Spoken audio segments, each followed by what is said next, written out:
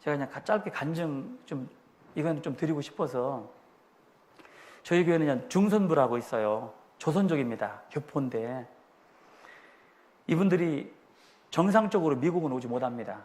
죄송하지만 미립국을 합니다. 불법으로 들어오시는 거예요.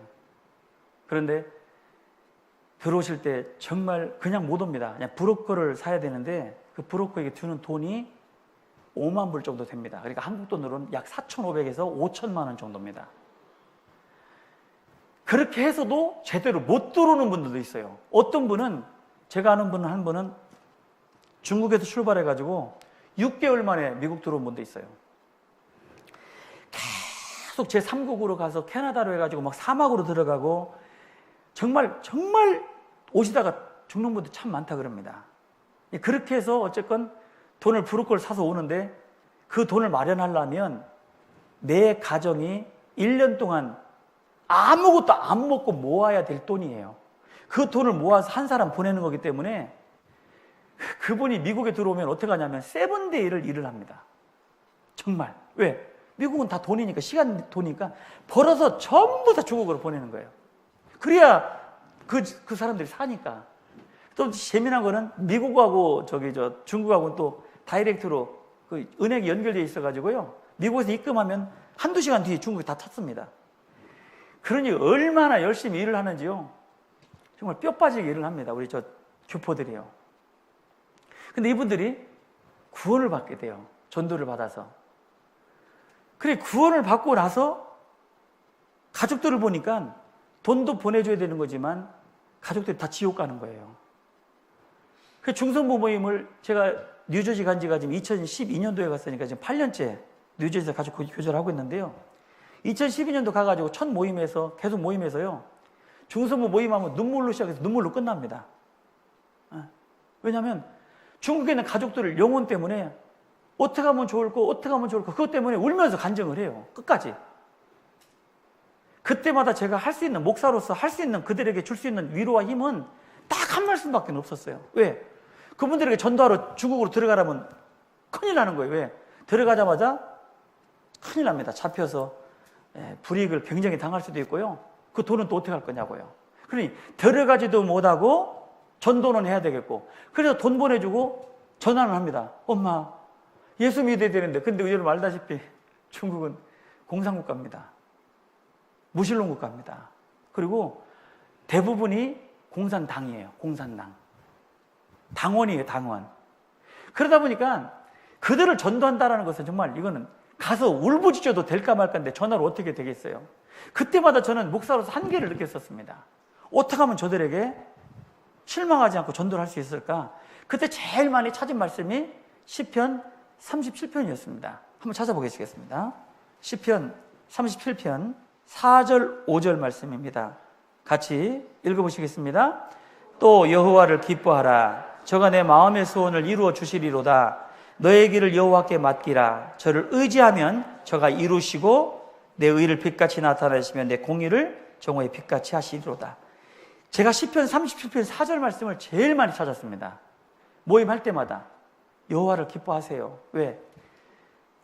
형제님, 자매님은 지금 땅에 있기 때문에 산도 가려막혀 있고 나무도 가려막혀 있고 강도 바다도 있는데 어떻게 중국에 있는 가족들 전도할 거냐고. 그런데 길은 있어요. 하나님은 온천에 충만하시니까 하나님만 기쁘시게 하세요. 그러면 하나님이 저기 있는 분들에게 전도해 주실 거라고. 제가 그게 할 수 있는 유일한 말이었습니다. 하면서도 저는 어떻게 하면 될까 하다가 제가 뉴저지 간 지 3년 만에 정기 한국 방문이 있어가지고 그리운 가족들을 보러 제가 이번에도 그렇게 왔습니다만은 들뜬 마음에 정해진 시간 안에 이제 갈 곳도 많고 그냥 가족들도 볼 겸해서 딱 들어오려고 하는데 간절하면 소원이 이루어진다고요? 중선부에 어떤 분이 우리 목사님 미국에서 중국까지 가긴 어려운데 한국 간 김에 중국 가기 쉬우니까 우리 목사님을 중국으로 보내자. 이게 중선부에 공론이 돼가지고 저는 들떠서 그냥 나름대로 스케줄을 짜잖아요. 뭐 한국 가면 누구 만나고 어디 가고 다 했는데 저보고 와가지고 중국을 가려는 거예요. 그래서 저기 중국 아무나 가는 거 아니고 저 목사님들한테 다 상의해가지고 허락 받고 가는 거지 그렇게 못 가는 거라고. 제가 순간 요나가 되었었어요. 정말 가기 싫었어요. 진짜로. 근데 이분들이 일을 낸 거예요. 이 목사님하고 그때 중국 담당이 문관용 목사님이시거든요. 전화를 해가지고 허락을 맡아가지고 저보고 중국을 갔다 오라는 거예요. 그래서 큰일 난 거예요. 제가 보니까 이분들이 평생 무신론자에다가 공산당에다가 어떻게 전도하냐고. 제가 저 미국에서 여러분들의 자녀들이 보낸 미국 목사인데 말씀하면 공부해보자. 그게 되겠어요, 그게? 이거 정말 막막하더라고요. 근데 제가 항상 희망을 줬잖아요. 하나님을 기쁘게 하라. 그래가지고 막 기도가 되어지더라고요. 더더군다나 제가 그 황금 시간에, 그 짧은 시간에 수요일날 가서 주일날 오게 되면 3박 4일, 4박 5일의 시간을 들여 중국을 가려는 거예요. 이거 정말 요나의 심정을 저는 이해합니다. 진짜 가기 싫었어요. 아니 좀 전도에서 희망이 있으면 좀 좋았는데 뭐 맨땅이잖아요. 그래서 고민하다가 제가 아이디어가 생각났어요. 나만 갈 수 없다. 형제자매님들 영상 편지 찍어라. 왜? 내가 가가지고 느닷없이 가서 나 미국 목사입니다. 그분들이 그렇습니까? 그러겠어요? 영상 편지 써서 영상 편지 찍어서 그걸 나한테 주지 않으면 안 간다 그랬어요. 그랬더니 이분들이 이제 각기 집에서 셀폰 놓고 영상 편지를 찍은 거예요. 저 그거 지금도 갖고 다니거든요. 정말 시간 되면 좀 보여주고 싶어요. 정말 눈물 납니다. 네, 컴퓨터가 없습니다. 제가 나중에 정 목사님에게 드릴 테니까 거기 이렇게 해요. 딱 하면 이제 어색하잖아요. 교포들이 순진해요. 지금 뭐 우리 한국 분들이 한번 셀카 잘 찍잖아요. 아주 그냥 멋있게 찍더라고. 막 별짓 다 하더라고요. 근데 중국 분들이요. 놓고 어색해가지고 이거 어떡하지? 이렇게 다 녹음이 되는 거예요. 그러면서 엄마, 아빠, 형님, 누나, 동생 하면서요. 요번에 우리 목사님이 한국 가시는데 엄마 때문에 간다고 하고 막 울어요. 이 말씀 꼭 드려야 된다고 하고 막 울면서 간증을 하는 거예요. 그거를 제가 한 17분 정도 분량으로 만들었어요. 그래서 그걸 가지고 이제 중국을 갔어요. 22명이 앉아 계시더라고요. 이제 엄마 아버지 다 모이고 해가지고요. 딱 들어갔는데 안녕하세요 했는데 표정이요. 여러분 그런 표정 한번 보셔야 돼요. 정말 전도하고 싶으면 요만큼도 없어요. 무슨 불만이 그냥 가득해가지고 하여튼 한국 사람에 대한 그 이미지가 나빠 있어요. 옛날에는 참 좋았다는데. 그래서 막 입을 이렇게 하고 막 무표정이고 그래서 여러분들을 위해서 영상 하나 가져왔다고 하고 제가 영상을 탁 틀어줬어요. 그 영상을 보니까 이제 각기 자기의 자식들이 간증하는 게 나오잖아요. 20년 만에 자기 딸의 얼굴을 처음 본 할머니가 계셨어요. 어머니가. 그 자기 딸을 보더니 TV 브라운관 스크린 앞으로 막 나오려고 하시는 거예요. 내 딸이라고 하면서 막 손바닥 치면서 우시는데 거기 있는 분들 다 울었죠? 전도는 끝난 거예요. 전도는 끝난 겁니다. 그렇죠? 이미 마음밭은 다 갈려진 거예요. 그리고 오전, 점심, 저녁 오전, 점심, 저녁 이틀 총 6번의 말씀했습니다. 그리고 연길교회 가서 21명이 침례받았어요. 난리 났었어요. 정말 저에게 미국에 와서 이렇게 큰 기쁨을 준 적이 없었습니다.